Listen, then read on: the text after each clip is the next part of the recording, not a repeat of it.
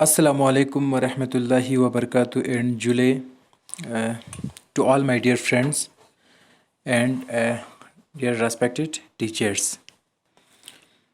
तो फ्रेंड्स यहाँ पे मैं आज आपको मैं सजाद हुसैन आपके सामने यहाँ पे बीएड से रिलेटेड एक वीडियो लेके आया हूँ। तो उम्मीद करते हैं कि आपको ये वीडियो काफ़ी हेल्पफुल साबित होंगे।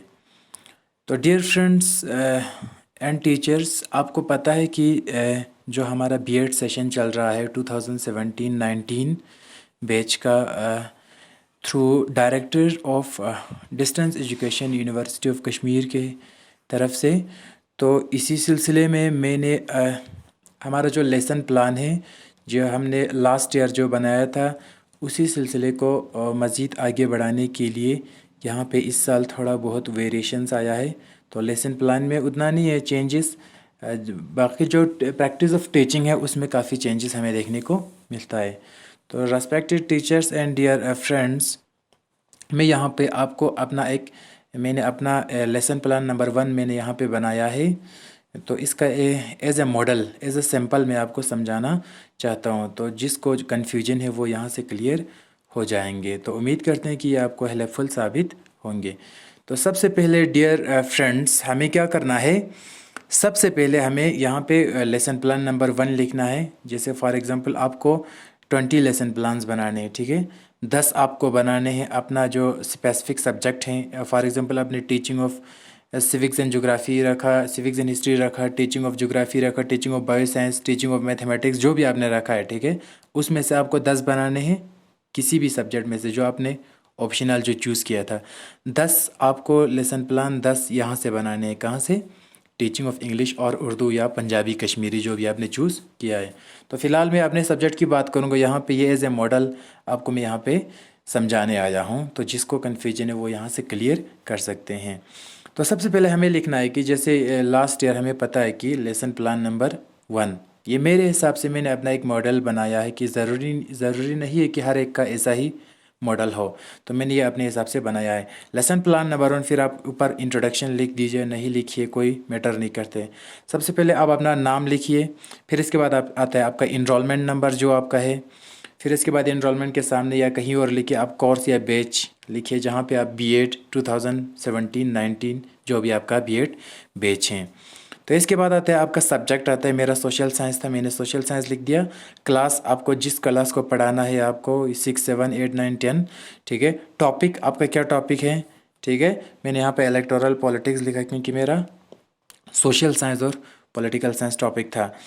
इसके बाद डेट आपको लिखना है, ठीक है। लेसन प्लान नंबर 1 में मैंने यहाँ पे 18 तारीख का डेट दिया है जिस दिन से हमारा अटेंडेंस शुरू हुआ है। फिर इसके बाद आपको स्कूल का नाम लिखना है, फिर इसके बाद आपको यहाँ पे लिखना है ड्यूरेशन लिखना है, ठीक है, आपकी क्लास का ड्यूरेशन मतलब पीरियड कितना है, ठीक है, टाइम कितना है, ठीक है, वो 35 मिनट्स मैंने यहाँ पे लिख दिया है। 40 भी लिख सकते हैं, 30 भी लिख सकते हैं, कोई मैटर नहीं है। इसके बाद आप टाइम लिखिए, कितने बजे आपने क्लास शुरू किया, 11 बजे, 10 बजे, 2 बजे, 3 बजे, ठीक है। एवरेज एज ऑफ पीपल, ठीक है, जो शागिर्दों का, जो स्टूडेंट्स का आमतौर पर उम्र कितना रहा है, ठीक है। 8, 9, 10 का हमें पता है 14 से 13, 14, 15 साल रहता है। 6, 7 का 12, 13 साल रहता है, ठीक है। तो ये इतना ज़रूरी नहीं है। मोड, आपने किस मोड से पढ़ा है, ये लास्ट ईयर इतना ये एसेंशियल नहीं था। इस साल ये थोड़ा बहुत मुझे लग रहा है कि, जहाँ तक मुझे लग रहा है कि ये काफ़ी बहुत ज़्यादा इंपॉर्टेंस है मोड लिखना हमें, ठीक है। मोड हमारा यहाँ पे ऑनलाइन है एक, दूसरा ऑफलाइन है, ठीक है। इस साल इन्होंने 2 ऑप्शन हमें प्रोवाइड किया। पर साल जो है, हर साल जो है क्या आता था, सिर्फ ऑफलाइन मोड आता था। मोड में आप ऑनलाइन ऑफलाइन डायरेक्ट लिख सकते हैं, ऑनलाइन और ऑफलाइन, या इस तरीके से आप टिक भी कर सकते हैं। इसके बाद आपको पहले क्या करना है, इजी मेथड है, टीचिंग एड्स आपने क्या इस्तेमाल किया, ठीक है। तो क्लासरूम रेगुलर, आप किसी क्लास में पढ़ाते हो तो क्लास लिख सकते हो, अपने घर में भी क्लास लिख सकते हो, कोई मैटर नहीं, ठीक है। आप अपने खाली कमरे में जाकर उसको क्लासरूम बना सकते हो, उसको हम भी क्लास कह सकते हैं। वाइट बोर्ड तो हम इस्तेमाल करते हैं या नहीं भी करते हैं, कोई मैटर नहीं, लिख सकते हैं आप यहाँ पर टीचिंग एड्स में। मार्कर पेन, चार्ट्स, ठीक है, pointer, duster and text book, notebook, ठीक है। और मैंने यहाँ पे ऑनलाइन, ठीक है, ऑनलाइन तरीके से मैंने एक एप्लीकेशन के ज़रिए पढ़ाना शुरू किया, इंशाल्लाह करूँगा। तो यहाँ पे मैंने इसलिए मोबाइल फ़ोन लिखा है, ठीक है। अगर आप ऑफलाइन पढ़ोगे तो आप मोबाइल फ़ोन, हाँ, आपको फिर भी ऑफलाइन आप पढ़ाएंगे फिर भी आपको मोबाइल फ़ोन लिखना पड़ेगा, क्योंकि आप स्क्रीन से फ़ोटो कैप्चर करोगे या वीडियो रिकॉर्ड करोगे, ठीक है। तो इसके बाद आपको ये सारी चीज़ें तो आपको भी पता है कि जनरल एम क्या है आपकी इस लेसन प्लान का। एक लेसन प्लान के तहत हम पढ़ाई बच्चों को पढ़ाते हैं। एज ए टीचर हमें ये सारी चीज़ें पता होना चाहिए कि एम क्या होता है, ठीक है। जनरली अगर हम जनरलाइज करेंगे हमारा एम क्या है, to develop the skill of reading social science among the students. तो मैं यहाँ पे सोशल साइंस बताऊंगा क्योंकि मेरा सब्जेक्ट सोशल साइंस है। आप अपना अपना सब्जेक्ट यहाँ अपने उस पे लेसन प्लान पे लिखोगे, ठीक है। सबसे पहला to develop the skill of reading social science among the students, ठीक है। और to develop the skill of understanding social science and it is issues. आप जनरल एम कुछ भी लिख सकते हैं, अपने सब्जेक्ट का एम लिख लीजिए। मैंने यहाँ पे नंबर 3 एम लिखा, to familiarise the students regarding study and importance of social and political science. Number 4 लिखा मैंने, to enhance the thinking capability of students who are social issues. तो एम जो भी लिखिए वो आपकी सब्जेक्ट पे डिपेंड करते हैं। इसके बाद आप यहाँ पे कुछ स्पेसिफिक एम लिखिए जो आपके टॉपिक से रिलेटेड है। जनरल एम आमतौर पर आता है कि आप बच्चे को किस तरीके से उसको एजुकेशन पढ़ाते हो, ठीक है। और आपका जनरलाइजेशन और जनरली आपका मकसद क्या रहा है, ठीक है। बच्चे को तालीम की तरफ खींचना, बच्चे का मोटिवेशन अपनी तरफ अट्रैक्टिव बनाना, ठीक है। ये सारी चीज़ें आपकी जनरल एम में आता है। इसके बाद यहाँ पे स्पेसिफिक जनरल एम, एक तो आम तौर पर जो कॉमन एजुकेशन है उसके हिसाब से आता है, दूसरा जनरल एम आपके सब्जेक्ट के हिसाब से आता है। इसके बाद स्पेसिफिक एम आप स्पेसिफिकली पार्टिकुलरली टॉपिक से रिलेटेड बात करते हो, ठीक है। जैसे मैंने यहाँ पे मेरा टॉपिक था इलेक्टोरल पॉलिटिक्स, तो मैंने यहाँ पे लिखा है कि स्पेसिफिक एम में to make the students understanding about the topic electoral politics, ठीक है। To develop the skills of electoral participation and representation among the students, to provide training about the whole election process and future of a democratic country. तो ये मेरा specific M था। ये सारी चीज़ें जो है आपके सब्जेक्ट पे डिपेंड करेगा और आपका टॉपिक भी क्या रहता है ये वो चीज़ भी सब्जेक्ट पे डिपेंड करेगा। इसके बाद आपको मेरे यहाँ पे पेज नंबर 2 शुरू हुआ है लेसन प्लान का, मोटिवेशन। आप एक मोटिवेशन हल्का सा आपको एक लाइन में, हाँ 2 लाइन में यहाँ पे मेंशन करना कि आप बच्चे को कैसे मोटिवेट करोगे, ठीक है। ज़रूरी नहीं है कि मोटिवेशन यहाँ पे लिखे, आप नहीं भी लिख सकते, कोई टेंशन नहीं। मैंने यहाँ पे प्रॉपर प्रोसीजर के तहत आपको आपके सामने दिया है, ठीक है। In order to motivate the student the pupil teacher will ask some question for to check their previous knowledge, ठीक है। एग्जाम्पल मैंने यहाँ पे पूछा बच्चों से, इस इंडिया ए डेमोक्रेसी, क्योंकि मेरा इलेक्टोरल पॉलिटिक्स क्या था टॉपिक था, इस India a democracy, if yes how.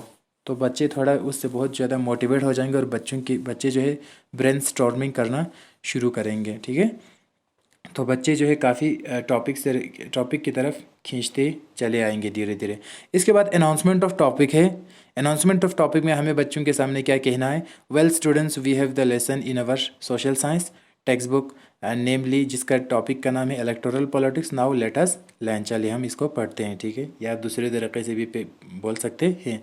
Presentation में आपको क्या करना है, ये प्रेजेंटेशन आप नहीं भी लिख सकते, कोई टेंशन नहीं है, ठीक है। Pupil teacher will read the paragraph from the text book to the student simultaneously highlighting the key points, ठीक है। तो इसके बाद आपका यहाँ पे आता है मेन जो आपका आता है सब्जेक्ट का, वो कंटेंट या सब्जेक्ट मैटर आता है। मैंने यहाँ पे why do we need election लिखा क्योंकि मेरा सब्जेक्ट जो है सोशल साइंस था, स्पेशली मेरा सिविक्स था क्लास 9 का। तो यहाँ पे एक चीज़ ये है, दूसरा मेरा यहाँ पे इसलिए मैंने why do we need election लिखा है कि तो कंटेंट और सब्जेक्ट मैटर में आपको ये बहुत इंपॉर्टेंट है। आप बाकी चीज़ स्किप कर सकते हो, ये चीज़ स्किप नहीं कर सकते हो। कंटेंट या सब्जेक्ट मैटर जो है आप एक पेज मिनिमम लिख लीजिए, एक पेज मिनिमम, ज़्यादा लिखने की ज़रूरत नहीं है, ठीक है। 1-2 लाइन आपका नहीं भी, मतलब इस पर बाद में क्वेश्चन भी उठ सकते हैं अथॉरिटीज़ का, आपने 1-2 लाइन में कंटेंट कैसे ये मतलब किया, सम अप किया, ठीक है।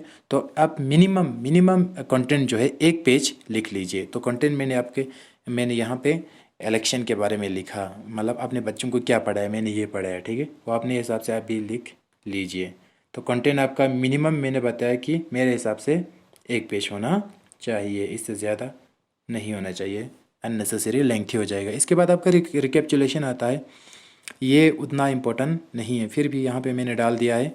Now the pupil teacher will often try to repeat some important elements या पॉइंट्स ऑफ द टॉपिक, मतलब जो रिलेटेड टॉपिक है, in order to ensure proper understanding of topic, ठीक है। प्रॉपर अंडरस्टैंडिंग ऑफ टॉपिक करने के लिए लास्ट में रिकेपचुलेट करना बहुत ज़्यादा ज़रूरी है, ठीक है।